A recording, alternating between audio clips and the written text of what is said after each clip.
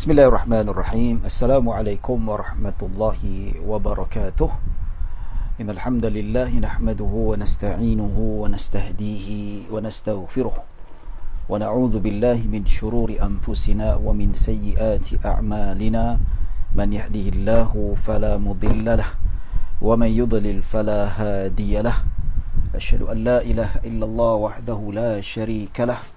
وأشهد أن سيدنا محمدا عبده ورسوله اللهم صل وسلم وزد وبارك على سيدنا محمد عبدك ورسولك النبي الأمي وعلى آله وصحبه أجمعين سبحانك لا علم لنا إلا ما علمتنا إنك أنت العليم الحكيم رب اشرح لي صدري ويسر لي أمري واحلل عقدة من لساني يفقه قولي أما بعد. Alhamdulillah, alhamdulillah, bersyukur pada Allah Subhanahu wa taala atas nikmat serta limpahan kurnia daripada Allah. Bersyukur atas segala yang Allah berikan kepada kita. Kita masih lagi dipanjangkan umur dan dimurahkan rezeki, dan kita masih lagi dapat bernafas, kita masih lagi dapat beribadah. Dan alhamdulillah, walaupun kita dalam musim PKPB, kita masih lagi dapat menjalani majlis ilmu dengan keredaan Allah Subhanahu wa taala.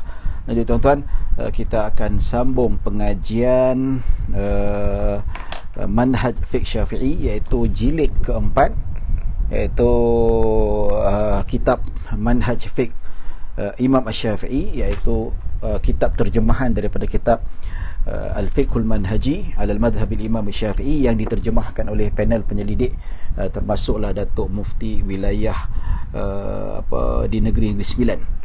Ya, jilid keempat kita belajar dan kita sudah sampai ke muka surat 79. Jadi insya-Allah pada hari ini kita akan cuba habiskan. Ya, kita nak baca ringkas saja, kita tidak mahu panjang-panjang. Kalau baca satu persatu ayat, dia akan menyebabkan panjang, jadi kitab tu gila nak habis.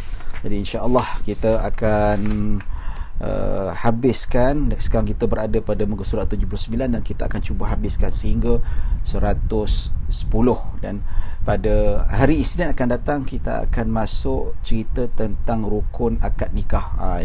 Ini lebih kepada hukum hakam lah. Banyak perkara-perkara sulit ataupun yang tersembunyi memerlukan persoalan, soal jawab, keterangan tafri' fiqhi, iaitu penjelasan mengenai furu' fiqh yang menjadi satu kemestian untuk kita belajar fiqh, supaya datang masalah kita boleh selesaikan untuk kita mengetahui hukum hakam. Baik, tuan-tuan dan puan-puan dirahmati Allah Subhanahu wa taala, kita dah masuk seperti mana yang telah dijelaskan dalam pengajian yang lalu tentang kepentingan kita memilih pasangan yang betul. Pasangan yang betul yang mana yang dari segi sudut keturunan pasangan, sifat akhlak dan sebagainya. Dan hari ini kita nak cerita tentang memilih pasangan yang kufu'. Itu kita kata memilih pasangan yang kufu' ni ada perbincangan juga tuan-tuan, iaitu kufu' bermaksud persamaan taraf lelaki dan perempuan dari pelbagai aspek. Iaitu kufu' bermaksud persamaan taraf lelaki dan perempuan. Maksudnya berdiri sama rendah, duduk sama tinggi. Ya, ini aspek penting dan ini ada kesan pada pernikahan itu sendiri. Kita akan bincangkan tuan-tuan. Baik, kufu' ni pasal apa? Pertama sekali, dia nak menjamin keharmonian rumah tangga. Maksudnya kalau kita nak nikahkan anak perempuan kita, pastikan lelaki yang nak kahwin dengan anak perempuan kita tu sekufu. Setanding, setaraf. Pasal apa? Supaya tidak akan timbul perasaan tidak hormat pada suami. Ingat. Ya, ini yang salah faham, yang banyak sekali salah faham tentang hukum hukum kufu' dalam perkahwinan ini. Jadi perlu dilihat, Islam tidak membandingkan keturunan. Islam tidak membeza-bezakan keturunan dan tidak membezakan miskin dan kaya. Yang maksud dari di sisi Allah Subhanahu wa taala. Allah Subhanahu wa taala melihat pada kesolehannya.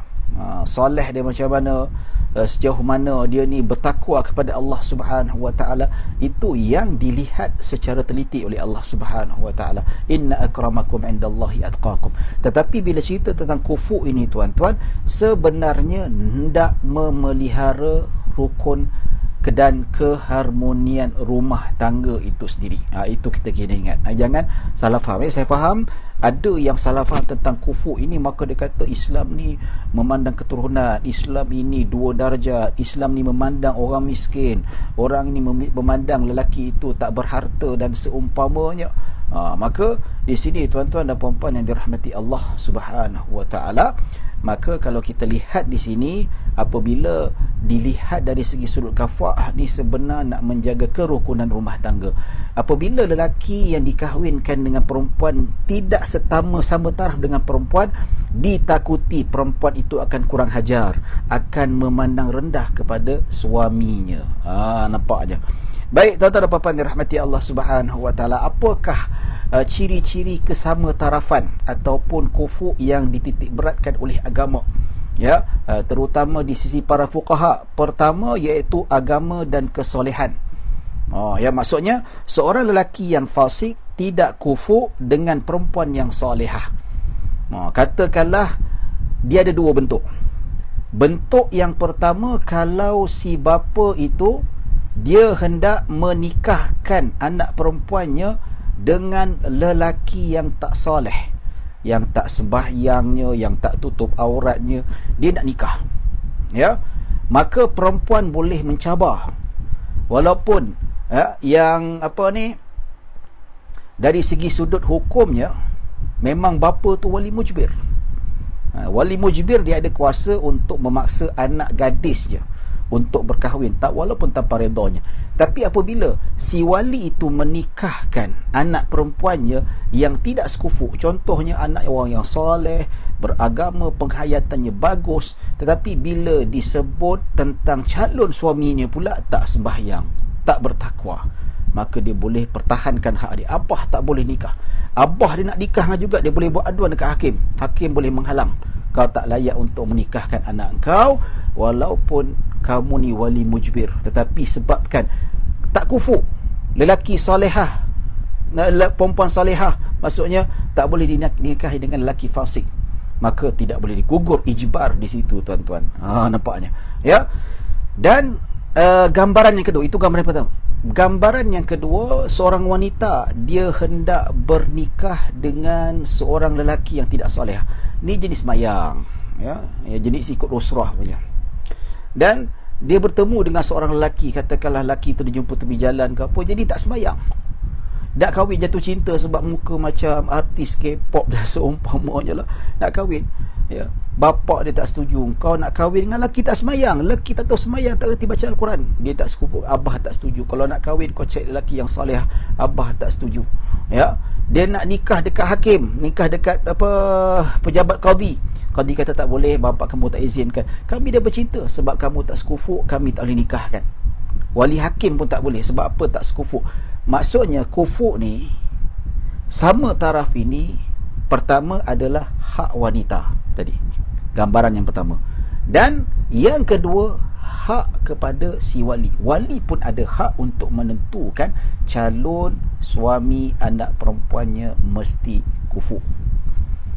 Katakanlah perempuan itu dah jatuh cinta sangat dengan lelaki muka K-pop, tak sembahyang, ya, tak soleh, fasik, ya, nak nikah dekat Jabatan Agama Islam Selangor pun tak lepas juga, mahkamah tak lepaskan. Pasal apa? Hak bapa. Bapa ada hak kufur untuk memilih kufur pada anaknya.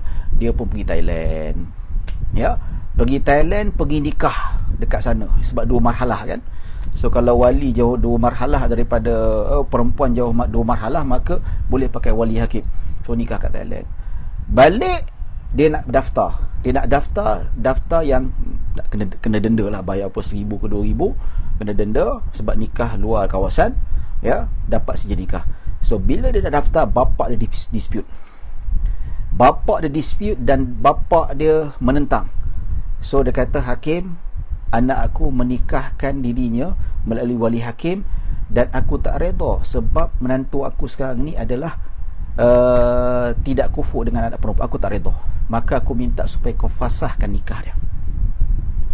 Di sisi majoriti ulama 4 mazhab, dia kata, so hakim kena fasahkan nikah itu. Nampak tak, ya? Ini menunjukkan bahawa kafaah ataupun kufur itu adalah hak wali dan hak perempuan. Walaupun dah nikah sekalipun, sebelum tu dia memang tak redha, sebelum nikah tak redha, memang dia pergi nikah, dia nikah juga. So balik nak daftar, bapak dia bantah dan hakim terpaksa fasahkan. Sebab apa? Dah pujuk-pujuk tak juga, fasahkan, terpaksa ditafriqkan. Nampak tu sekali. Sama juga kalau bapak tu dia nikahkan anak perempuan dengan lelaki tak sekufu, ya, tak soleh, ya, lepas nikah kan dia kata, aku dinikahkan tanpa redha bapak aku dan aku tahu dia tak sekufu dengan aku, maka hakim tolong fasahkan nikah aku. Maka hakim boleh fasahkan. Sebab apa? Ini hak dan sebagainya. Pasal apa tuan-tuan? Kufur ni bukanlah nak pandang rendah orang buat maksiat. Orang buat maksiat kita tak pandang rendah sama sekali. Siapa kata kita nak pandang rendah pada orang yang buat maksiat? Tidak. Tapi ini untuk kesenangan hati, ketenangan hati. Ya, boleh terima wanita secara fitrahnya nak kahwin lelaki yang sama tinggi dengannya ataupun lebih tinggi daripadanya. Ya, dan ini, perkara ini berlaku pada zaman Nabi SAW. Saya akan ceritakan tuan-tuan, ya. Baik. Yang kedua, pekerjaan. Pekerjaan wanita yang nak bernikah dengan lelaki, ya, lelaki yang nak bernikah dengan wanita tu, lelaki tu dari segi sudut kerjanya mesti setaraf dengan wanita itu. Maksudnya gajinya, kalau kita pandang dalam konteks zaman sekarang ni. Ya. Ini disebut dalam kitab Fiqh Manhaji, iaitu 79 kitab terjemahan itu. Katakanlah zaman sekarang ni dua-dua makan gaji. So mestilah lelaki yang berkahwin dengan wanita itu mestilah yang sekufu dari segi sudut gaji. Paling tak pun sama gaji. Perempuan tu gaji 4,000, lelaki pun kena gaji 4,000. Kalaulah lelaki itu gaji rendah, ya, dari segi sudut pekerjaan sehingga tak mampu untuk menampung, untuk memberi nafkah kepada si isteri itu, maka hak si isteri berhak untuk membantah. Kalau wali mujbir nak nikahkan dia dengan lelaki yang lebih rendah pekerjaannya, maka dia boleh bantah dan dia boleh sekat. Hakim boleh sekat, qadhi boleh sekat. Nampak tu? Ataupun perempuan tu nikah dengan lelaki yang lebih rendah pendapatannya, tapi si bapa tak redha. Aku nak kau kahwin paling tak pun gaji sama pangkat dengan kau, pangkat eksekutif, dia mampu nak tanggung kau, mampu nak bagi nafkah pada kau. Dia nikah juga kat Thailand. Bapa boleh minta fasah, jangan iktirafkan, batalkan si pernikahan, fasahkan. Itu bapa, kuasa wali mujbir. Sama juga lelaki miskin tidak sekufu dengan perempuan kaya. So dua-dua ada hak untuk fasah kalau dinikahkan secara paksa, ataupun bapa dia tahu anak perempuan bernikah dengan lelaki yang miskin, tak sama taraf dengan dia, yang mana dia boleh minta fasah pada hakim. Ini kena jangan salah anggap tuan-tuan. Sama sekali Islam tidak memandang rendah orang miskin. Cuma di sini ingat baik-baik, Islam nak menjaga keharmonian rumah tangga. Pertama tadi tuan-tuan, ya, kalaulah katakan tadi teruskan perkahwinan, hakim tak memasahkan pernikahan itu, ya, katakanlah lelaki miskin kahwin dengan lelaki kaya, ya, qadhi tak fasahkan, diteruskan juga. Bayangkan perkahwinan tu macam mana, kita lihat dekat rumah tu macam mana, isteri akan kurang hajar dengan suami, betul tak? Pasal apa? Dia pandang rendah pada suami dia. Itu yang dia nak kan. Dia tak nak nanti bercerai lah, apa semualah, rumah tangga ya maki-memaki, bergaduh dan sebagainya, suami termakan hati, kena kecil, dah lah awak miskin dan sebagainya. Ya, itulah dielakkan. Tetapi kena faham, dalam isu kafaah ini, kalau wali dan pengantin perempuan redha, there is no problem at all. Nampak tak? There is no problem at all, tak ada masalah. Katakanlah bapa ni nak nikahkan anak perempuan yang kaya, yang gaji sebagai manager kat syarikat swasta, gaji manager paling kurang 7-8 ribu. Dia nak kahwinkan dengan anak perempuan dengan seorang lelaki yang pangkat kerani.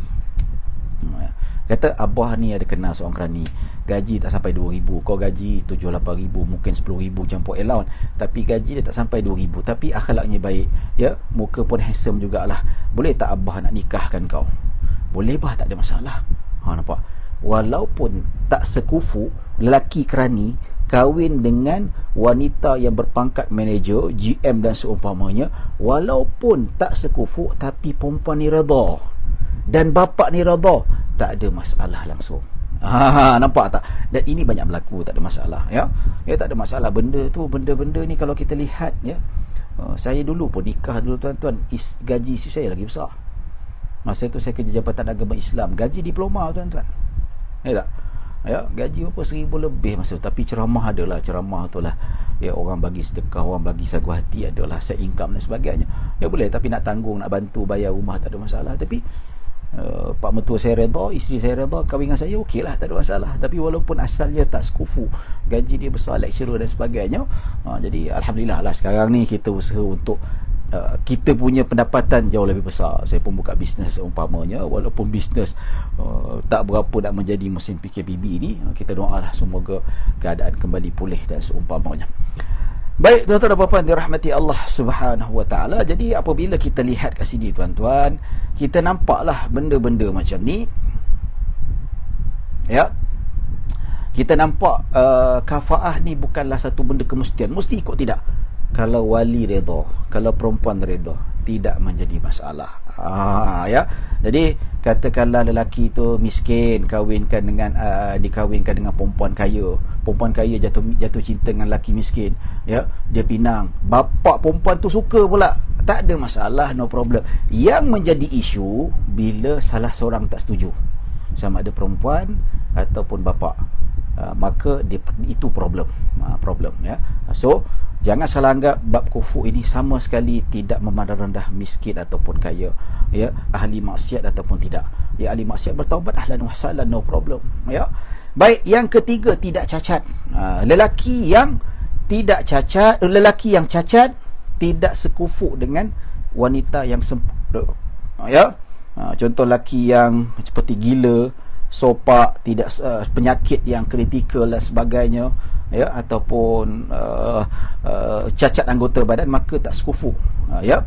Dan ini bukanlah untuk memandang hina kepada orang cacat, tidak tuan-tuan, ya. Ini pasal apa? Kalau si perempuan redha dan wali perempuan redha, tak ada masalah, ya. Tak ada badan, ada kepala pun boleh tuan-tuan. Ingat tak ada speaker tu, ya, speaker tu, freelance speaker tu, cerita pasal dia masuk TV lah, dia tangan dia kecil, jalan dia, kaki dia pendek ni je, kahwin dengan lelaki sempurna. Nampak tak? Kalau ikut hukum fiqh tak sekufu. Tapi perempuan tirada dan bapa perempuan redha, no problem at all, ya. Cuma kita bayangkan situasi kalau lelaki yang tidak sempurna, ya, maksudnya bapa perempuan memaksa anak perempuan, ya, wali mujbir itu memaksa anak perempuan berkahwin dengan lelaki cacat, dan perempuan dia tidak redha. Kita bayangkan kalau berlaku perkahwinan yang tanpa redha, takut-takut si isteri memandang rendah pada suami dia. Itu yang nak dielakkan, bukan nak memandang rendah kepada orang cacat, tidak. Tapi kalau kata tak apalah bah, cacat ni yang penting hati baik bah, ya, walaupun saya sempurna tapi saya tengok dia tu sempurna hatinya, biarlah saya nikah dengan dia. Abah pun setuju, saya pun setuju, tak ada masalah, no problem. Faham, ya? Tak faham boleh tanya soalan. Jangan salah anggap, dan kita sebarkan pada orang ramai tuan-tuan, supaya benda ini tidak tertakluk kepada benda-benda yang boleh mencemarkan agama Islam itu sendiri, ya. Itu tuan-tuan dan puan dirahmati Allah Subhanahu wa taala. Jadi bila disebutkan tentang kufur ni, dia sebut 3 saja. Sebenarnya dalam mazhab Syafi'i ada 4, ya. Saya tak pasti kenapa dalam kitab ini tak sebut 1 lagi, iaitu keturunan. Saya tak pasti, mungkin dekat Syria tak diguna pakai pendapat ini, tapi sepatutnya dari segi sudut amanah ilmu, pengarang kitab ni bukan terjemahan, terjemahan dia ikut terjemahan 100%. Pengarang asal kitab bahasa Arabnya, dia tak menyebut kafaah yang keempat, yang dia sebut 3 ni, satu lagi tak, ya. Sepatutnya dia sebutlah, walaupun benda tu tak diamalkan dekat negara dia, tapi dia kena sebutlah juga benda tu sebagai amanah ilmu. Tapi saya tak tahu kenapa tak disebutkan. Sebab itulah berkenaan dengan fiqh manhaji, bukan cerita penterjemah asal fiqh manhaji ni, ya, saya pernah cadangkan beberapa pelajar lepasan syariah, kata kalau nak buat master, jumpa saya, ataupun PhD, jumpa saya boleh bantu untuk buat proposal cerita tentang kajian fiqh manhaji yang 3 jilid, ya. Keluarkan pendapat-pendapat yang tak muktamad. Maksudnya dalam fiqh manhaji tu ada pendapat lemah, bukan pendapat yang betul-betul muktamad dalam mazhab Syafi'i. Ya, itu mungkin pengarang terlepas pandang ataupun ada tujuan tertentu, itu perlu kajian lah. Jadi ini antaranya yang tidak dimuatkan. Dia maksud 3, sebenarnya ada 4 tapi dimasukkan 3 saja. Yang pertama disebutkan tadi tentang agama, kufur tentang agama. Kedua, dari segi pekerjaan dan harta dan seumpamanya. Dan ketiga, dari segi sudut kecacatan, aib, tak ada aib. Yang keempat, keturunan. Keturunan. Ya, kenapa disebut keturunan di sini, tuan-tuan? Sebab masyarakat Arab mereka sangat berbangga-bangga dengan keturunan sehingga sekarang ni, tuan-tuan. Sebab itulah disebutkan bangsa Arab dengan bahasa Arab sekufu antara satu sama lain. Manakala Ajam tidak sekufu dengan bangsa Arab. Manakala bangsa Arab yang bukan Quraisy tidak sekufu dengan wanita Quraisy. Dan wanita Quraisy tidak sekufu dengan wanita Bani Hashim. Dia ada rentetan-rentetan dia. Dan kita ingatkan sekali lagi, kafaah pada keturunan ini Arab, Ajam maksudnya bukan Arab. Bukan Arab tak sekufu dengan wanita Arab. Ya. Dan Arab biasa tak sekufu dengan wanita Quraisy. Wanita Quraisy tak sekufu dengan wanita Bani Hashim. Ya. Baik, ini nampak macam perkauman, sebenar bukan perkauman. Tetapi Islam meraihkan adat masyarakat uruf ketika itu. Masyarakat sangat taksub dengan kearaban dia. Betul? Sangat taksub dengan kearaban dia, tuan-tuan. Ya, dan sangat taksub dengan kabilahnya. Sampai dia memandang rendah pada kabilah-kabilah yang lain yang tinggi martabatnya. Islam sama sekali tak pandang pada kabilah. Inna akramakum indallahi atqakum. Quraisy ke Ajam ke Jawa ke, mana yang beramal soleh itulah masuk syurga. Nampak tak? Abu Lahab keturunan Bani Hashim. Ya, semula-mula Bani Quraisy, ya. Disebut dalam Al-Quran, dilaknat oleh Allah Subhanahu wa taala. Abu Talib ketua Quraisy Bani Hashim ketika itu mati dalam keadaan tidak masuk Islam, ya. Tetapi masuk neraka dengan memakai capal yang mana panasnya menggelegak sampai ke otak. Ya, keturunan tidak menjamin seseorang itu masuk syurga. Yang menjamin seseorang itu masuk syurga sama ada syurga amal soleh, bukan keturunan. Tapi dalam hal ini, tuan-tuan, dalam bab kafaah kita kena faham, ya. Ya, berbalik kepada kaedah untuk mengharmonikan rumah tangga. Ya, di sebalik kalau katakanlah wanita itu kan wali mujbir memaksa anak perempuannya, katakanlah dia bangsa Quraisy, ya, dipaksa berkahwin dengan lelaki bukan bangsa Quraisy. Sebab apa? Nanti bila perkahwinan itu berlaku dan wanita yang berkahwin itu ada sikap asabiah yang kuat. Ada sikap asabiah yang kuat. Bila wanita Quraisy itu berkahwin dengan lelaki bukan Quraisy, takut-takut akan runtuh rumah tangga. Takut-takut wanita yang rasa keturunannya hebat akan memandang rendah pada keturunan dia, suami yang biasa-biasa, tuan-tuan. Nampak tak? Ya, begitu juga lelaki Bani Hashim, wanita Bani Hashim nikah dengan bukan Bani Hashim, takut-takut dia memandang rendah. Awak ni dah lah keturunan lebih rendah daripada saya. Macam kita lah Tengku dan sebagainya. Takut-takut nanti. Ya, tapi pada hakikatnya kalau redha tak ada masalah, no problem at all. Nampak tak? Ya, contoh ramai orang Arab kahwin dengan apa? Ya, wanita Arab daripada Arab Saudi kahwin, daripada Mesir, daripada Syria kahwin dengan orang Melayu, tak ada masalah, okey je. Padahal kalau ikutkan betul-betul Melayu ni kalau ikut hukum fiqah tak sekufu, tapi disebabkan redha tak ada masalah.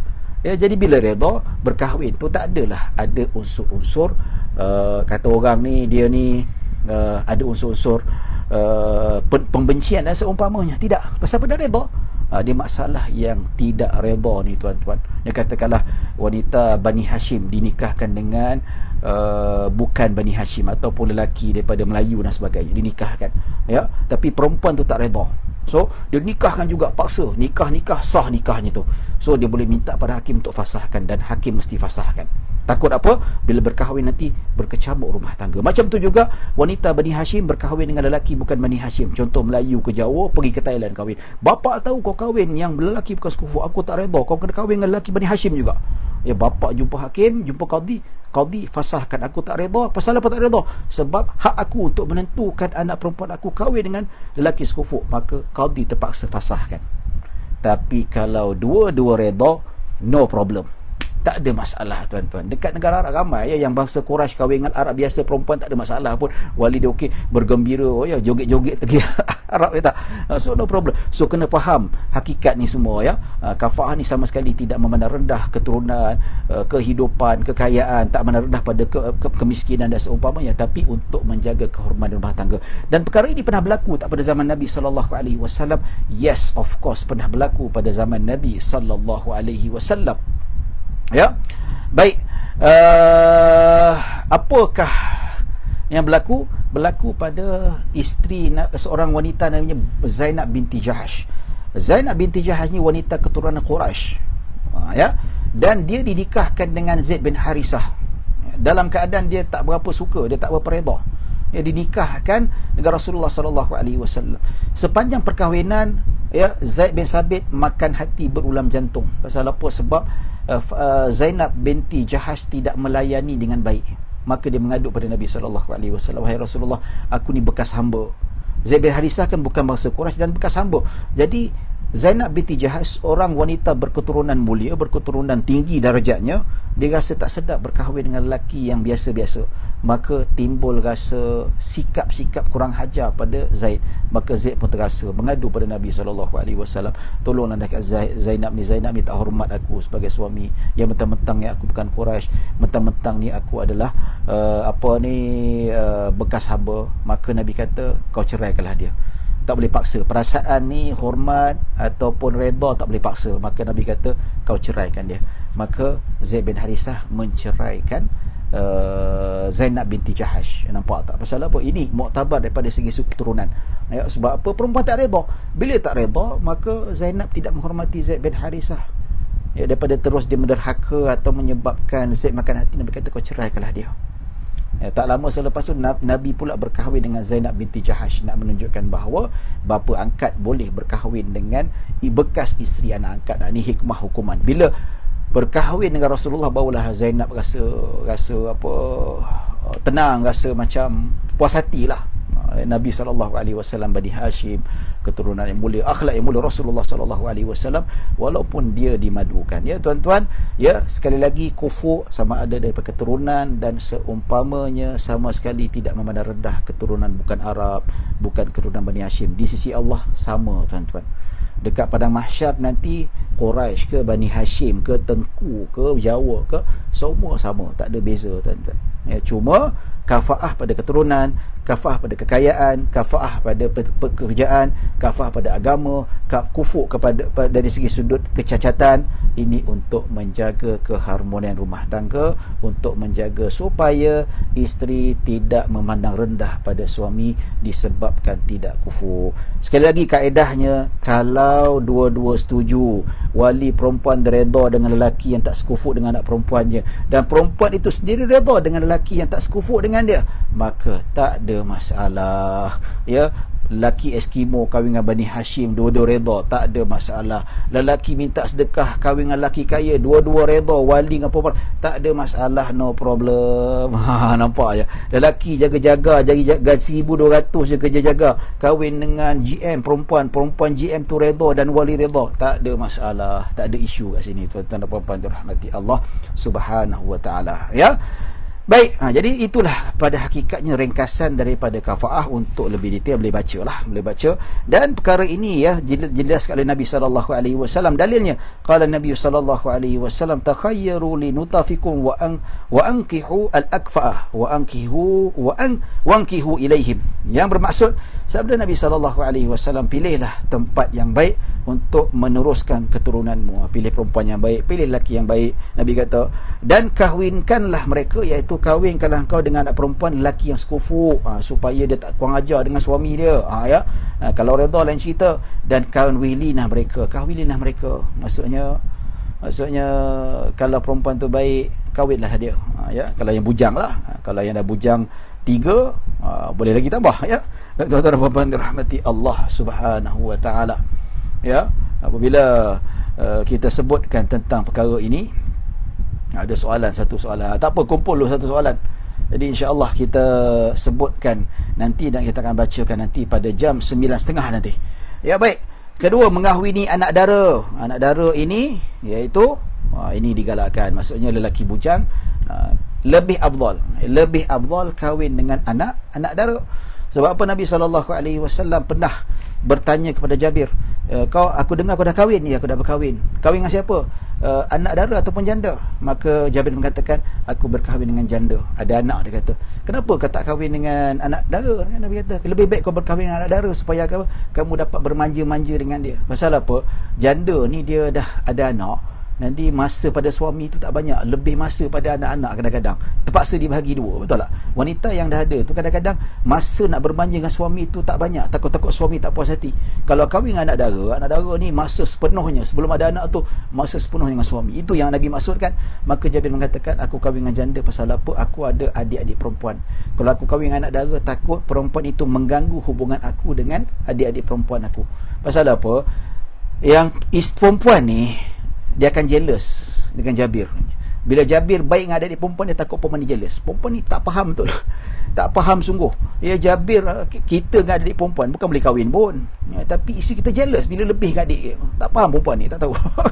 Pelik dengan perempuan ni, tuan-tuan. Jadi Jabir tak nak isteri yang mengganggu hubungan dengan adik-beradik dia, maka dia kahwin dengan janda. Bila janda dah faham, dia ada pengalaman, dia ada anak, dia tak ada masalah kalau Jabir lebih pan adik-beradik perempuan dia. Tapi kalau anak dara, nak kena sepenuhnya jaga dia. Ya, lebih sikit pada adik perempuan, dia jadi buka masalah lah, bergaduh balik rumah lah, tidur luar dan semacamnya. Ya, Nabi galakkan. Tapi ini afdaliyah, tak ada makruh, bukan makruh, afdaliyah, lebih afdal saja. Ya, tapi Nabi SAW, kalau begitu tak apalah, ada maslahat bagus, no problem. So Nabi kahwin dengan dua-dua. Nabi kahwin dengan anak dara, Nabi kahwin dengan anak janda, dengan janda pun sama juga Nabi kahwin. Ya, baik mengahwini perempuan yang subur. Nabi SAW sebut, tazawwajul waluda fa inni mukatsirun bikumul umama yaumal qiyamah. Ya, kahwinlah wanita yang subur, ya, yang yang penyayang. Ya, bukannya cengeng macam tu saja. Ya, sebab aku berbangga dengan umat yang ramai pada hari kiamat. So macam mana kita nak tahu dia subur atau tidak? Tengok keturunan dia. Kalau adik-beradik ramai, insya-Allah subur. Itu kebiasaannya lah. Ya, walaupun kita takkan nak suruh, okey, sebelum saya nikah awak pergi cek dekat awak ni mandul atau tidak, takkan macam tu. Tengok keturunan dia. Kalau keturunan dia memang ada adik-beradik, ada ramai anak dan sebagainya, insya-Allah dia subur. Tapi kalau memang jenis keluarga susah nak dapat anak, dia tunggal saja, ini mungkin. Tapi kalau nikah juga tidak menjadi masalah. Ya. Baik, hukum yang seterusnya, hukum melihat perempuan yang hendak dipinang. Ya, lelaki digalakkan sebelum bertunang melihat perempuan yang dipinang walaupun tanpa keizinan. Nampak tak? Wanita yang hendak ditinang, sebab apa? Mazhab Syafi'i, muka wanita di hadapan ajnabi adalah aurat. Ya. Tapi kat Malaysia ni kita pakai pendapat yang kedua. Sebahagian ulama mazhab Syafi'i, wanita boleh dedah mukanya di hadapan lelaki ajnabi selagi mana tak ada fitnah. Sekarang ni rata-rata ada fitnah, tuan-tuan. Cuba kat TikTok, kalau kat pejabat tu dengan gincu tebalnya, ya, dimaksudkan lelaki boleh perempuan boleh dedah muka di hadapan ajnabi tanpa fitnah. Ini pakai foundation tebal 5 inci, ini fitnah apa? Tabarruj. Ya, tapi kalau ala kadar sikit-sikit saja tak ada masalah lah, no problem. Benda tu tidaklah menjadi keuzuran ataupun menjadi isu yang besar, tak ada masalah. Ya. Jadi kalau dalam mazhab Syafi'i, perempuan wajib tutup muka. Tapi pendapat kedua dibolehkan. Kita kat Malaysia pakai pendapat kedua. Katakanlah ada tempat tu pakai pendapat muktamad mazhab Syafi'i, ya, nak tengok wajah perempuan tu, dia boleh paksa perempuan tu buka.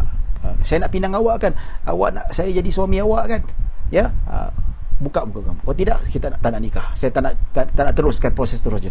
Perempuan terpaksa buka, tak ada masalah, boleh dipaksa. Itu hak wanita. Ya. Sebab apa? Daripada Sayyidina Mughirah bin Syu'bah radhiyallahu anha, satu hari dia kata, wahai Rasulullah, aku nak berkahwin dengan seorang wanita. Dia kata, aku nak berkahwin dengan dia. Adakah kamu sudah melihat mukanya?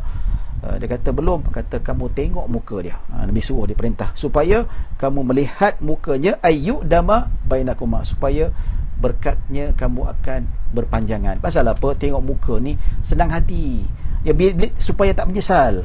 Tengok muka, sedap mata memandang, okeylah nikah.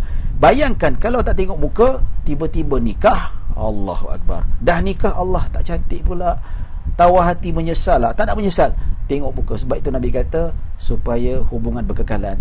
Tengok muka kita tahu hati tenang ataupun tidak. Apa pasal bengok sikit muka dia, tak nak lah. Tak nak tak apa, terus terang. Ya. pasal muka bulat semacam, tak nak lah, gemuk lah, tak nak.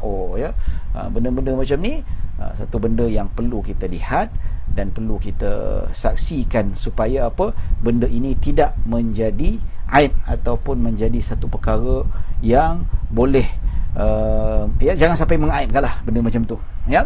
Begitu juga ada seorang wanita, apabila seorang lelaki disebutkan bahawa dia ni nak berkahwin dengan wanita Ansar, lelaki Muhajirin nak berkahwin dengan wanita Ansar, dia tak tengok muka. Nabi kata pergi tengok mata dia, tengok muka dia, sesungguhnya pada mata orang wanita Ansar ada sesuatu. Sebab apa? Orang masyarakat Ansar lain dengan Muhajir, Madinah dengan Mekah lain sikit muka dia. Nabi suruh tengok mata dia, mungkin kamu tak minat, mata dia tak sama dengan wanita Mekah punya mata. Kamu tengok matanya, kalau kau suka kamu kahwin, kalau tak suka jangan kahwin. Macam tu. Jadi Nabi suruh tengok supaya apa? Puas hati. Dan wanita juga ada hak untuk melihat calon suaminya. Baik, had pandangan ialah pandangan muka dan tapak tangan, itu saja, lebih tak boleh. Zaman sekarang ni semua tengok tuan-tuan. Saya pinang perempuan tu pakai tudung tapi baju kurung ketat, serupa macam berbogel. Saya pinang perempuan tu, saya tengok perempuan tu, saya tengok muka dan tapak tangan, tapi hakikatnya pakai baju ketat sini, pakai seluar legging ketat. Apa benda tu? Tu maksiat, haram, berdosa besar. Itu disebutkan oleh Nabi sallallahu alaihi wasallam. Kasiyatun ariyatun mumilatun, Nabi kata wanita berpakaian tapi telanjang. Ketat lah sekarang ni, baju ketat, nampak shape baju dan sebagainya, haram, dosa besar. Jadi baju labuh yang boleh tengok muka dan tapak tangan sahaja. Baik, muka tu kita nak tengok lah, dia ni ayu tak ayu. Cantik subjektif. Ada orang suka hitam manis, ada orang suka putih melepak, ada orang suka kuning lasat, ikut. So saya sukalah hitam manis awak ni, tak apa, fine. Tak, saya nak cari yang memang gelap lah, awak ni putih, cukup putih bagi saya. Jadi benda macam tu subjektif. Jadi tengok biar puas hati. Dan tangan ini untuk tahu kelembutan dia. Tangan dia lembut, bila tengok tangan kasar lah, ada orang tak minat. Dan disebutkan juga tangan kita boleh tahu dia gemuk ataupun tidak. Tapi zaman sekarang boleh tahu dia gemuk tidak, pasal apa? Perempuan semua pakai baju ketat-ketat sekarang, dah tahu gemuk ke tidak. Yang suka pakai baju longgar ni perempuan gemuk je. Bila dah kurus pakai baju ketat. Percayalah, wanita ni yang gemuk ni, termasuk lelaki sekalipun, bila time gemuk tu pakai baju besar-besar, tapi ikut program diet, jogging dan sebagainya, bila dah kurus, pakai baju ketat. Lupa dunia, lupa agama, lupa Allah Subhanahu Wa Taala. Astaghfirullahalazim. So zaman dulu perempuan pakai baju loose. So bila tengok tangan je boleh tahu dia gemuk ataupun kurus. Ada lelaki suka gemuk, ada lelaki suka kurus. Ada tengok, alamak tembam sangat tangan ni, tak nak lah, aku nak badan cantik, shape yang bagus. Kalau lelaki tak kisah pula, lagi tembam lagi sedap, lagi dia fikir selera dia macam tu lah kan. Baik. Dan begitu juga kalau lelaki tu boleh untuk lebih detail, iaitu lelaki boleh kirimkan mahram dia, ibu dia ke kakak dia ke, untuk jumpa. Maksudnya dalam hadis di mana tuan-tuan dan puan-puan dirahmati Allah Subhanahu Wa Taala, Nabi SAW pernah mengutus Ummu Sulaim untuk siasat perempuan ini. Kalau wanita, lelaki boleh tengok muka dan tapak tangan. Manakala wanita, untuk melihat wanita itu sendiri, dia ada beri lebih sikit. Nabi kata unzuri urqubaiha wa shummi awaridha, ataupun ma'atifaha, dalam riwayah ma'atifaha. Dalam hadis riwayat Al-Mustadrak, Nabi kata pergi tengok betis dia, betis dia tu, ataupun tengok urat betis dia, dan cium mulut dia, dan dalam riwayat cium tengkuk dia. Maksudnya hidulah, jangan cium mulutnya, cecah bibir perempuan, tak ada. Maksudnya nak tengok mulut dia bau busuk atau tidak. Kalau mulut dia bau busuk, ini jenis tak jaga kebersihan, tak bersiwak, tak ada sebagainya. Dan Nabi kata, dalam riwayat Nabi kata cium nyamai tengkuk, maksudnya hidu, wangi tak wangi. Kalau dekat kat tengkuk dia bau busuk, bau ketiak, ini jenis perempuan tak jaga kebersihan, nanti kena beritahu terus terang. Ya, dan Nabi SAW benarkan wakil lelaki daripada perempuan untuk melihat betis perempuan, nak tengok dia gemuk ataupun tidak. Ya, so tengok betis dapat tahu yang mana dia tu gemuk ataupun tidak. Ini hadis yang Nabi lelaki tapak tangan dengan muka saja.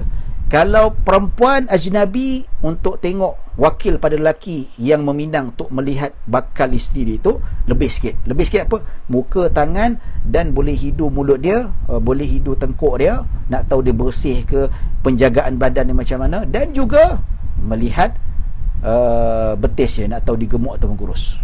Nampak tak? Teliti sekali. Ya. Tapi kalau lebih itu boleh tak? Tak boleh kata, Kak, tolong cek dia punya saiz payudara dia. Itu tak boleh. Itu haram. Itu jelas tak boleh. Ya, tapi kalau perempuan dipinangi itu memang pakai baju ketat, saya rasa tak boleh jadi isteri lah, tak layak jadi isteri. Pasal apa? Sebab ia jelas menjual maruah dia dan sebagainya. Satu benda yang kalau kita lihat benda yang tak sepatutnya berlaku. Kalau dulu tu, ya, bab tu tak boleh lebih lah. Dia punya pinggang dia, akak boleh ukur tak pinggang dia berapa. Itu tak boleh haram. Yang Nabi benarkan, nak tahu bau mulut dia, nak tahu dia ni wangi ataupun tidak, jaga kebersihan atau tidak, dan tengok itu saja untuk perempuan. Lebih tidak dibenarkan. Ya, tuan-tuan dan puan-puan dirahmati Allah Subhanahu wa taala. Baik, seterusnya, hukum melihat perempuan yang bukan mahram. Haram, tak boleh tanpa keperluan. Ya, tak boleh sebenarnya. Ya, seperti dalam mazhab Syafi'i, kalau ikut pendapat muktamad, saya kalau tengok selain isteri saya dan anak perempuan saya dan perempuan bukan mahram saya, haram tengok muka, pendapat muktamad. Ya, tapi kat Malaysia kita pakai pendapat yang kedua, menyatakan bahawa boleh tengok wajah wanita yang bukan mahram, ajnabi, ya, iaitu selagi tidak timbul fitnah. Tapi kalau tengok yang kaki TikTok untuk muka tu, itu tak boleh, haram jelas. Ataupun tengok wajah wanita yang solek tebal, itu jelas boleh menimbulkan nafsu syahwat, haram. Yang boleh tengok wanita yang buka muka tudung, buka nikab dia, tak pakai nikab, wanita yang tidak keterlaluan dalam bersolek, itu tak apa. Itu pendapatku dalam mazhab Syafi'i. Ya, baik tuan-tuan. Tapi hakikat sekarang, wanita kat luar punya dahsyat bersolekkan, tapi kat rumah sikit pun tak sentuh solek tu. Ya, muka serabai depan suami. Ini terbalik. Dunia sudah menjadi terbalik. Ya, begitu juga lelaki, perempuan wajib menjaga mata. Sebab tu saya kata, hukum lelaki yang pakai baju ketat pun haram juga, sama juga. Disebutkan wanita lelaki yang pakai baju ketat seorang-seorang tak ada masalah, tapi di hadapan wanita boleh menimbulkan syahwat, maka hukumnya haram. Ya, sebab apa? Dalam surah An-Nur ayat 30 dan 31, saya boleh baca tapi saya nak ringkaskan. Sebab apa, kalau baca semua dalil ni, tak habis kitab ni tuan-tuan. Ya. Jadi dalam surah An-Nur ayat 30 31 pun Allah perintahkan wanita jaga mata. Kan biasa perempuan kata, awak lelaki kena jaga mata. Tak, perempuan pun juga. Surah An-Nur ayat 30 dan 31. So, ini menunjukkan lelaki tidak boleh mempamerkan tubuh badannya. Alah, lelaki tak apa, habis perempuan tak ada nafsu. Pakai baju ketat, badan sadar, perempuan tak ada nafsu. Ya, ada saya tengok tu yang pakai baju ketat naik basikal tu. Ya, dia berdiri ambil gambar, minta maaf cakap, bukan nak cakap lucah. Ya, tersentit, terbonjol dia punya Angry Bird dia tuan-tuan. Sukalah, perempuan tengok sukalah tu. Dan dia pun bangga, dipuji-puji. Haram tuan-tuan, haram. Ya, jadi lelaki pun tak boleh pakai baju ketat, seperti mana saya sebutkan pendapat muktamad dalam mazhab Syafi'i. Ya, disebutkan oleh semua masyayikh mazhab Syafi'i, tak kira siapa, lelaki pun tak boleh berlengging di hadapan wanita ajnabi. Yang disebutkan antara pusat dengan lutut hanyalah aurat ketika solat seorang-seorang dan di hadapan mahramnya. Tapi lelaki di hadapan ajnabi wajib tak boleh berlengging. Tapi kalau macam menjadi uruf, macam lengan ni tak ada masalah. Ya, macam tengkuk tak ada masalah. Takkan lelaki nak pakai tudung juga kan? Ya, ya, maksudnya badan. Ya, begitu juga peha kena tutup, tak boleh. Ya, betis tutup separuh boleh didedahkan, tidak menjadi masalah. Ya, jadi tuan-tuan dan puan-puan dirahmati Allah Subhanahu wa taala. Baik, hukum melihat mahram. Hukum mahram tak ada masalah lah. Hukum mahram kita seperti mana sudah dibincangkan, aurat dia bagaimana. Ya, aurat antara wanita mahram, lelaki mahram dengan wanita mahram. Katakanlah saya dengan adik perempuan saya, boleh tengok, tak ada masalah. Boleh tengok dia tak pakai tudung. Ya, bahkan dalam mazhab Syafi'i, aurat antara wanita dengan abang dia ataupun dengan bapa dia ataupun dengan datuk yang terpusat dengan lutut, kalau ikut betul-betul hukum, mengikut nas, ya, Perempuan boleh menayangkan atas badannya, dia hanya wajib tutup antara pusat dengan lutut. Itu ikut hukum. Pasal apa boleh? Sebab nas cakap macam tu. Sebab apa? Hadis cakap macam tu, tuan-tuan. Hadis riwayat Abu Daud. Ya, tak silap saya. Ya. Tetapi kenapa pula ustaz boleh tayang bahagian atas pusat depan bapa, depan abang perempuan, depan abang, depan adik? Boleh ke perempuan macam tu? Ya. Itu ikut hukum fitrah. Kalau ikut hukum fitrah, lelaki tidak mungkin jatuh syahwat kepada adik perempuan dia ke ataupun kakak dia, tak mungkin. Begitu juga seorang perempuan tak mungkin bersyahwat dengan abang dia ke ataupun dengan adik dia. Ya. Tapi disebutkan zaman sekarang ni tuan-tuan, kalau kita sebutkan dalam kitab Minhajul Talibin yang ditahqiqkan oleh, tak silap apa kitab antara ulama moden fiqh mazhab Syafi'i, tak silap saya Taqrir Ra'sadidah pun tak silap saya disebut. Zaman sekarang hukum ni tak relevan lagi.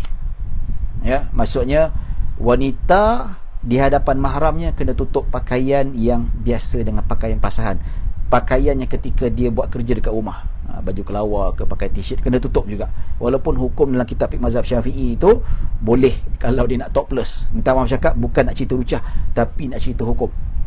Ya, boleh ikut hukum asalnya. Sebab apa? Ikut fitrah tak mungkin jatuh syahwat sesama mahram, tak mungkin. Tapi zaman sekarang dah berubah, zaman yang penuh fitnah. Haruan makan anak, adik-beradik berzina, sampai adik perempuan dia mengandung, ya, adik rogol kakak dia. Ya, kat Indonesia tuan-tuan ada anak kahwin dengan mak. So hukum macam tu bagi saya tidak relevan lagi dah tuan-tuan. Dia berubah ikut zaman. Zaman dulu ya tak ada orang yang sumbang mahram aja. Zaman sekarang tidak sesuai sama sekali dan tidak boleh dipraktikkan tuan-tuan. Ya. Baik. Ya. Masa melihat perempuan yang bukan mahram, boleh tak? Boleh. Bolehkan bila? Untuk tujuan perubatan. Ya. Boleh, tak ada masalah. Contohnya terpaksa nak bedah ke apa, terpaksa tengok, walaupun tengok kemaluannya, tapi sebab darurat. Kalau tak tengok kemaluannya, tak boleh nak bedah ataupun tak boleh nak cek, tak boleh nak ubat. Dalilnya apa? Dalam hadis yang diriwayatkan oleh Imam Muslim, ada seorang wanita, dia minta izin pada Rasulullah sallallahu alaihi wasallam nak apa? Hendak berbekam. Kepala sakit, tak sihat. Rasulullah, aku nak berbekam, kata. Ya. Maka Nabi sallallahu alaihi wasallam benarkan berbekam, iaitu Abu Taibah, pakar bekam ni. Sebab apa? Zaman Nabi tak ada pembekam perempuan, yang ada pembekam lelaki saja. Maka Rasulullah, aku nak berubat ni, aku tak sihat, boleh tak aku berbekam dengan orang lelaki ni, buka tudung? Nabi kata, ya silakan. Sebab apa? Darurat, tak ada masalah. So wanita tu buka tudung, so Abu Taibah bekam dia, buangkan darah lebihan, wallahu alam. Ini menunjukkan perubatan boleh lelaki ajnabi melihat aurat wanita. Ya, tapi disebabkan darurat. Kedua, ketika proses jual beli, nak kenal perempuan, ya, transaksi, takut yang signature tu orang lain kalau zaman sekarang ni lah kan. Jadi nak kenal muka dia macam mana, ya, menjadi saksi atau memberi kesaksian, ya. Hakim nak tengok muka perempuan tu, ya. Pasal apa? Nak tahu dia ni betul ke saksi yang betul, takut dia hantar orang lain, takut dia menyamar dan sebagainya, ya. Ketika belajar tu kita nak tahu anak murid tu datang ke kelas ataupun tidak, ataupun dia absent, ya. Ataupun ketika peminangan pun sama juga, sudah kita bincangkan sebelum ini, ya. Baik tuan-tuan dan puan dirahmati Allah Subhanahu wa taala, sempat kita tidak habis 110 ni. Ya, baik kita baca ringkas, ya. Sebab apa saya nak ringkaskan? Kalau ada masa boleh baca lain, boleh baca sendiri. Baik, masa yang dibolehkan dan diharamkan meminang. Ini bagi orang yang nak meminang, ada benda-benda yang boleh dilakukan dan yang tidak boleh dilakukan. Ya. Baik, peminangan boleh dilakukan secara terus terang. Peminangan ada dua jenis, terus terang dan secara kiasan. Ya. Peminangan boleh dilakukan secara terus terang ataupun secara kinayah ataupun kiasan daripada perempuan yang bakal dipinang itu, asalkan perempuan itu bukan suami orang, ya, dan bukan dalam keadaan iddah, dan bukan tunangan orang. Ya. Baik. Dan kalau perempuan yang disebutkan apabila perempuan masih dalam iddah bayin, dalam iddah iaitu talak bayin, maksudnya dia ni bercerai mati ataupun sudah ditalak 3, ini dibenarkan untuk dipinang secara kiasan. Tak boleh terus terang. Beza terus terang kiasan kita bincangkan nanti, ada ni, ya. Baik, perbezaannya, wanita yang talak bayin dalam iddah talak bayin, maksudnya kematian suami 4 bulan 3 hari. Yang kena talak 3 ataupun 3 kali cerai, 3 kali suci. Yang bersalin sampai dia hamil. Ini 3. Selagi mana tak habis sedah, wanita yang talak bayin, bukan talak raj'i, talak bayin boleh dipinang secara kiasan, kinayah. Manakala wanita yang talak raj'i, talak 1, talak 2, tak boleh, haram. Pasal apa? Sebab dia dikira masih lagi isteri orang, dan suami lebih berhak. Wa bu'ulatuhunna haqqu biraddihinna. Maksudnya bekas suami lebih berhak untuk ambil dia balik, untuk rujuk dia balik, tuan-tuan. So wanita yang talak raj'i haram untuk dipinang walaupun secara kiasan sekalipun. Tapi talak bayin yang suami dia meninggal ataupun dah kena talak 3 boleh dengan kiasan, tetapi tidak boleh dengan terus terang. Boleh tak? Dia faham kalau tuan tak catat. Kalau dengar macam tu saja, dia tak ada, dia lost. Dia kena dengar, kena catat, tuan-tuan. Ataupun tengok buku. Kalau tak ada buku, saya sarankan belajar fiqh kena catat, tuan-tuan. Kena catat. Walaupun ada buku sekalipun, ada maklumat tambahan, kita kena catat, kena dhabit dalam kitab itu juga. Ini tuan-tuan dan puan-puan dirahmati Allah Subhanahu wa taala. Jadi wanita yang haram dipinang secara terus terang ataupun kiasan, isteri orang, ataupun wanita yang yang sudah dipinang oleh orang lain, tak boleh. Maksudnya yang calon ataupun tunangan orang dan seumpamanya. Dan wanita yang talak raj'i tidak dibenarkan untuk dipinang sama ada terus terang ataupun dalam keadaan kiasan. Tapi wanita yang talak bayin boleh secara kiasan. Baik, masuk peminangan secara terang apa? Iaitu lafaz digunakan secara pasti, terus terang. Aku nak mengahwini kamu, aku nak pinang kamu, untuk aku nak jadikan kau isteri aku. Itu terus terang. Will you marry me? Nampak tak Mak Saleh dengan tunduknya bagi cincin, nyampah betul tengok dia. Itu terus terang. Manakala maksud peminangan secara kiasan ialah lafaz yang tak menunjuk secara pasti, secara kiasan. Ketika wanita dalam keadaan bujang, kata, awak ni cantik lah, awak ni, saya berkenan dengan awak. Itu kiasan. Kiasan macam nak meminang tu.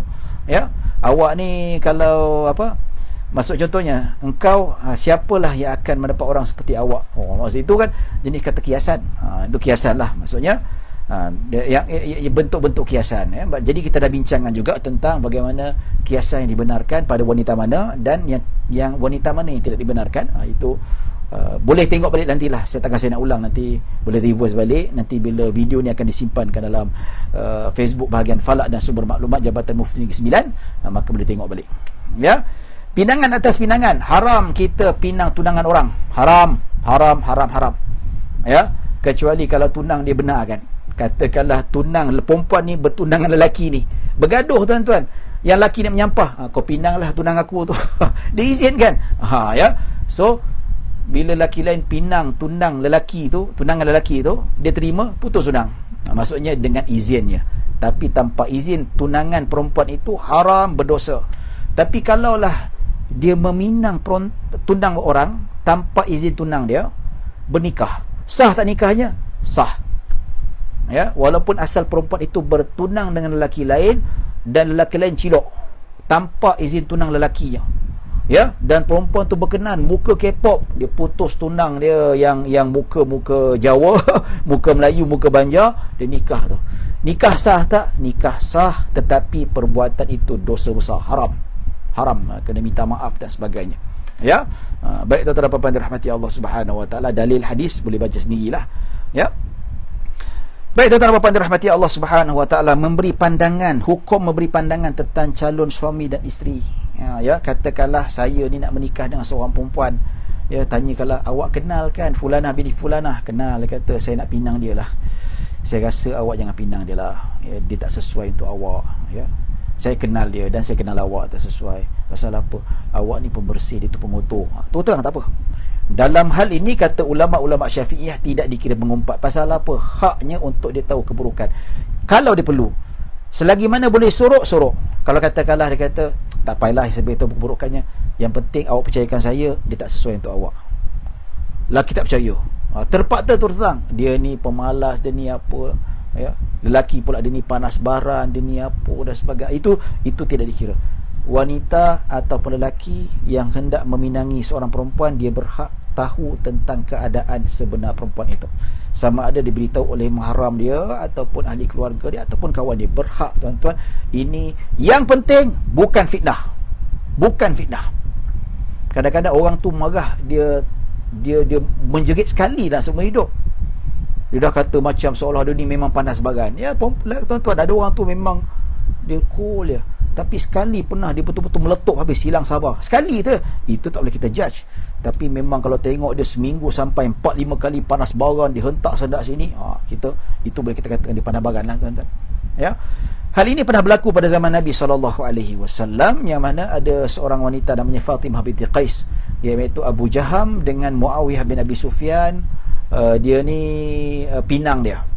Wahai Rasulullah, Abu Jaham dengan Muawiyah pinang aku, mana satu yang patut aku menikahinya? Maka Nabi kata, Abu Jaham ni dia lemah, ya, dia ni tua, ya, dia ni katanya dia ni lemah tenaga batin ataupun mati pucuk, ya, dia tak mampulah untuk memberi nafkah batin, dan Muawiyah tu miskin, tak ada harta. Maka Nabi kata, sesuai untuk kau kahwin dengan Usamah bin Zaid. Fatimah berkata dia tak berminat dengan Usamah bin Zaid, kata kau kahwin dengan dia. Nabi suruh juga kahwin, Nabi galakkan juga, tapi atas perintah Nabi dia berkahwin, dan Nabi doakan mereka kebahagiaan, dan mereka bahagia dan dapat anak dan sebagainya. Nampak tak? Nabi ceritakan tentang kelemahan Abu Jaham dan kelemahan Muawiyah radhiyallahu anhuma. Ya, itu tak kira mengumpat, tapi sebab apa? Fatimah binti Qais berhak untuk mengetahui. Tapi yang benar, kata orang Indonesia, yang pasti, ya, yang memang kita tengok istiqra'nya, memang itu sifat dia. Jangan kata bos sekali marah kita terus cok panas baran, padahal seumur hidup sekali tu jadi marah. Betul? Tak boleh, kena adil, kena hati-hati. Nak describe kena hati-hati, tuan-tuan. Jangan kita main hentam saja. Yang nak describe tu betul-betul lah kenal. Biasa mahram dia lah, abang adik dia ke mak bapak yang kenal, ataupun kawan rapat dia sebagainya. Ya. Betul-betul. Baik, wali mencadangkan perempuan, boleh juga mencadangkan perempuan dan mencadangkan, ya, maksudnya disunatkan. Biasa kita kata kalau bapak nak pinang laki tu lah, apa ni bah, pergi cari timba. Tak ada. Saya ada anak perempuan, ada lelaki yang soleh, baik, ada pekerjaan, boleh tanggung anak saya. Awak kahwin dengan anak saya, boleh tak? Saya nak jadikan awak menantu saya. Itu tak kira isu pergi cari timba. Itu sunat, hukumnya sunat. Digalakkan dalam Al-Quran, dalam surah Al-Qasas ayat 26 hingga 28. Kisah bagaimana Nabi Syuaib, ya, pinang Nabi Musa untuk anak perempuan Nabi Syuaib. Nampak tak? Sunnahnya, tuan-tuan. Ya, sanggup kita nak kata Nabi Syuaib buat pergi cari timba? Tak, itu sunnah. Jangan malu. Sekarang ni tak ada masalah. Kalau nampak anak kita ni baik, ada lelaki yang baik, jangan malu-malu nak pinang. Jangan. Kahwin kan? Tak apa, nak tunggu dia minang anak kita. Tak dia cari artis ke apa, baik kita pinang dulu. Tak malu ke? Bukan malu, sunnah, digalakkan. Kalau tidak, kenapa disebut dalam Al-Quran? Ya. Habis tu Nabi Syuaib buat benda yang terkutuk? Tak, benda yang baik. Sebab dia tengok Nabi Musa ni Nabi soleh, pilihan Allah Subhanahu Wa Taala. Baik jadi menantu aku, baik bagi anak perempuan aku. Nampak tak? Itu, ya, tuan-tuan dan puan-puan dirahmati Allah Subhanahu Wa Taala. Sikit lagi kita nak habiskan bab supaya apa, kita terus masuk hari Isnin, rukun akad nikah. Ya, sunat semasa meminang. Kita biasa dengar sebelum nikah khutbah nikah kan? Ya, tuan-tuan. Dalam sebelum meminang pun ada khutbah meminang. Betul tu, tak ada? Ada. Ya. Baik, riwayat, dalam riwayat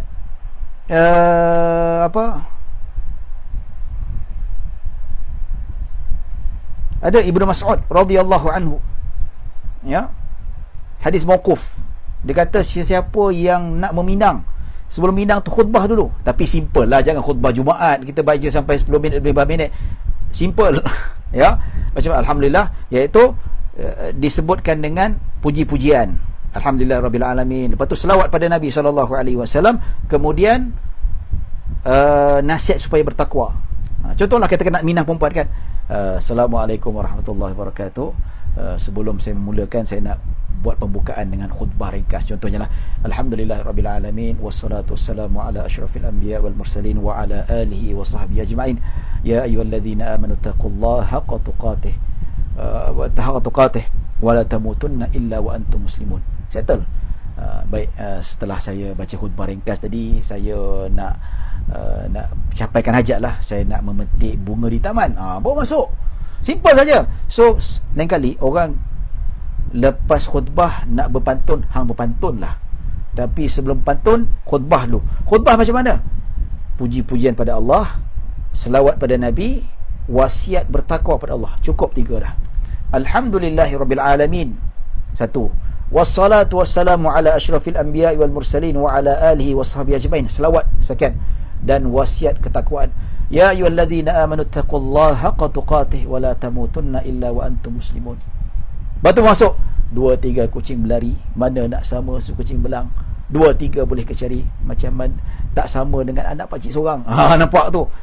Itu sunat dia tuan-tuan. Dalilnya banyak lah. Saya apa kata orang tu, ya, lepas tu baru kita sebut hajat. Ya, itu pertama. Jadi bukan nikah saja khutbah. Nak berminang pun disunatkan khutbah. Ya, ini. Itulah disebutkan sunatnya. Jadi maka disebutkan dengan adab baik dan sebagainya. Ya.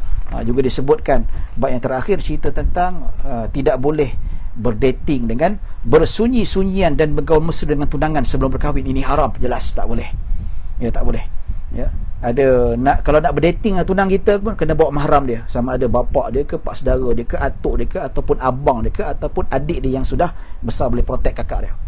Ya, sebab tu satu hari Ustaz Zaidrus ditanyalah, kata Ustaz boleh tak kalau saya naik motor dengan tunang saya?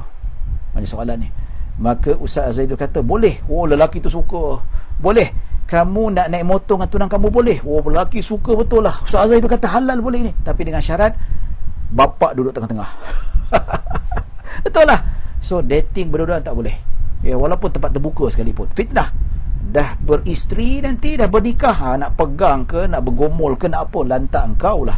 Tapi kalau nak berdating, nak jumpa lepas rindu ke apa, kena bawa mahram dia. Bawa abang dia ke, bawa adik lelaki. Tak boleh. Biasa dia nak berdating dengan perempuan, dengan tunang dia bawa kawan perempuan. Tak boleh. Mana boleh macam tu? Ya, kena bawa mahram. Pasal apa? Nabi SAW sebut dalam hadis yang diriwayatkan oleh Imam Bukhari dan Muslim. Nabi kata, la yakhluwanna rajulun bimra'atin illa wa ma'ahuma dhu mahramin. Nabi kata tak boleh lelaki dengan perempuan berkhalwat, ataupun lelaki berkhalwat dengan seorang perempuan kecuali perempuan itu ada mahramnya. Nampak tak? Ini jelas haram. Ya, maka bertunang janganlah berdating. Nikah nak dating lah. Nak 24 jam dating tak ada masalah. Baik, habis bab ni alhamdulillah. InsyaAllah lepas ni kita akan masuk rukun akad nikah. Ini banyak lebih detail lah tentang hukum ahkam. InsyaAllah juga kita akan jelaskan, tak baca semua, kita jelaskan secara yang penting dan saya lebihkan hukum ahkam. Soal jawab nanti insyaAllah. Baik, kita tengok ada tak soal jawab. Ya, ada soal jawab tak kat sini? Baik. Oh, 9.40 dah. Lama hari ni, tak apalah. Saya belanja lebih. Daripada Puan Aisyah, mak tiri boleh ke ambil tindakan jika anak tiri dengan anak perempuan yang nak kahwin dengan lelakinya yang tak suka mak tirinya? Ya. Mak tiri tak boleh ambil tindakan. Mak tiri tak ada hak. Ya. Bahkan kalau kita kata suka tak suka ni kepada mak tiri ni tak boleh lah. Ya, tak baguslah. Kalau mak tiri tu baik, dia dah jadi pilihan bapak kita, hormatlah pilihan bapak kita. So kita kena sukalah mak suka apa yang bapak kita suka. Kita hormatlah mak tiri kita macam mak kita. Sebab apa? Hukumnya sama macam mak kita. Kita boleh salam dia, kita boleh peluk dia mak tiri kita. Haram kita nikah selama-lamanya. Boleh tengok rambut dia, ya. Boleh kita pegang tangan dia. Boleh tidur sebilik sekalipun mak tiri, tak ada masalah. Ya. Maksudnya itu yang hakikatnya. Tapi orang tak sampai hati lah, tak sampai hati betul lah, ya, kecuali kalau anak kandung sendiri, ya. Jadi tak boleh ambil tindakan kalau bakalan menantu tak suka, menantu tak suka mak tiri itu, dia boleh nasihatkanlah, nasihat, ya, cuma ambil hati dan sebagainya, ya. Bagaimana kitab Al-Mu'tamad dalam mazhab Syafi'i? Kitab Mu'tamad mazhab Syafi'i, Nihayatul Muhtaj, Tuhfatul Muhtaj, I'anatul Talibin, ya, itu yang panjangnya, ataupun yang ringkas Minhajul Talibin. Imam Nawawi sebut yang rajih, yang marjuh, Azhar, Muqabil Azhar, ya. Apakah kitab yang disarankan untuk merujuk pendapat-pendapat mu'tamad? Ya, kita kata mutaakhirin, ya. Al-Majmu' Imam Nawawi yang gunakan kaedah al-madhhab, yang gunakan istilah al-azhar, al-asah, ya, al-sahih, ya, begitu juga al-masyhur, Nampak ya? Jadi ini manakala istilah al-mukhtar itu bukan mu'tamad, itu pilihan Imam Nawawi. Itu detail lah tuan-tuan ya. Al-Majmu' Nihayatul Muhtaj, Tuhfatul Muhtaj ya, kitab apa lagi, I'anatul Talibin, Fathul Mu'in, Tahrirul Tankih, macam-macam lagi lah, banyak berlambak kitab tu ya. Dan kita Hasyiah Syarwani, Qalbi wa Amirah, kitab lagi Hasyiah Bujairimi, Al-Iqna' dan sebagainya. Itu yang muktamad tuan-tuan ya. Susunan-susunannya itu ada artikel yang saya tulis, boleh rujuk nantilah ya. Baik, Ustaz, asal perempuan cemburu ini sifat lelaki ataupun wanita? Ya, dua-dua ada cemburu. Lelaki pun ada cemburu, perempuan ada cemburu. Assalamualaikum Ustaz, apakah nasihat untuk para penuntut ilmu mencari pasangan? Ya, pasangan cari yang agama ya, cari yang bertanggungjawab, cari yang boleh menanggung nafkah. Yang mana lelaki pula cari wanita yang salihah, wanita yang tutup auratnya, yang menjaga maruahnya. Itu yang kita kena cari sebagai pasangan kita ya. Itulah pertama sekali agama ya. Cantik ia juga, tengok keselesaan mata kita. Cukuplah mata selera, mata rasa tak sakit mata. Kalau mata tengok tak pecah, tak dinding pecah, okey lah ya. Ada orang suka macam ni ya, tak boleh. Cantik subjektif. Yang kedua, pilih bakal suami yang bertanggungjawab. Jangan sekadar akhlak baik tapi nak bagi nafkah pun tak ada. Tak, kena ada yang bertanggungjawab. At least bantu, sama-sama kerja, sama-sama bantu. Jangan kita cari suami yang tak ada kerja. Ada yang kahwin dengan pedanggi dadah, alasan nak baiki dia, lalas, habis, menyesal ya. Baik, adakah pinangan kinayah bagi wanita dalam iddah bain boleh hantar cincin? Tak boleh. Tak boleh hantar cincin. Hantar cincin tu dah kira terang haram ya. Hilang, patah, tumbuh, berganti, itu boleh dikatakan kinayah jugalah ya. Tak boleh bagi cincin ketika wanita yang talak bayin ya. Dia boleh kinayah, bahasa awak ni cantik lah ya, awak ni jadi rebutan lelaki lah. Nampak, itu kiasan ya. Saya nak pinang awak lah, haram, dosa besar ya. Dosa. Saya nak berkahwin dengan awak, itu jelas haram, tak boleh. Mereka bertanya, Ustaz, ni soalan terakhir. Seorang lelaki dalam mesejnya, dia suarakan hasrat kepada wanita untuk dijadikan pasangan hidup, dan wanita itu kata setuju. Mak ayah wanita tak tahu, adakah dikira bertunang? Tidak. Ya, yang dikira bertunang maksudnya wanita itu bersetuju dan walinya bersetuju, bapa dia setuju. Kalau ada wali mujbir ya. Kalau wali mujbir tak ada, katakanlah bapa dia tak ada, atuk dia pun tak ada, maka cukup persetujuan perempuan itu sahaja ya. Tapi kalau ada bapa dia lagi, maka yang dikira sebagai bertunang keredaan wanita itu dan walinya, bapaknya. Kalau bapa dia tak ada, pindah wali mujbir kedua, itu datuk dia ya. Datuk dia setuju, baru dikira officially bertunang ya. Baik tuan-tuan dan puan-puan dirahmati Allah Subhanahu wa taala. Baik, setakat itu saja. InsyaAllah kita akan masuk pada bab rukun nikah pada minggu depan, hari Isnin insyaAllah. Pada hari Isnin dah waktu yang sama, 8.30. Jadi sekarang ni isyak lambat sikit, 8.20. Jadi mungkin kita akan start 8.35, 8.40. Biasalah kan, saya nak kena nak semayang dulu, nak wuduk dan sebagainya ya. Mungkin terlambat sikit, itu biasa. Itu, dan kita habis pun nanti anjakkan sikit lah ya. Baik, setakat itu saja dapat saya sampaikan. Terima kasih banyak-banyak. Mudah-mudahan kita dapat mendapat rahmah dan barakah. Bertemu lagi ya, saya ambil kesempatan yang baik hanya daripada Allah Subhanahu wa taala. Kekurangan dan kesilapan datang daripada diri saya sendiri. Aqulu qawli hadza wa astaghfirullahal azim li wa lakum wa lisairil muslimina wal muslimat wal mu'minina wal mu'minat. Bismillahirrahmanirrahim. Allahumma ja'al jam'ana hadza jam'an marhuma wa tafarruqana min ba'di tafarruqan ma'suma. Allahumma la tada' fi maqamina hadza dhanban illa ghafarta wal hamman illa farajta wala daynan illa qadaita wala maridan illa shafaita wala hajatan min hawaijid dunya wal akhirati illa qadaitaha ya rabbal alamin. Allahumma inna na'udzu bika minal barasi wal junun والجزاء ومن سيء الأسقام. ربنا آتنا في الدنيا حسنة في الآخرة حسنة وقنا عذاب النار. وصلى الله على سيدنا محمد وعلى آله وصحبه وسلم. الحمد لله رب العالمين. السلام عليكم ورحمة الله وبركاته.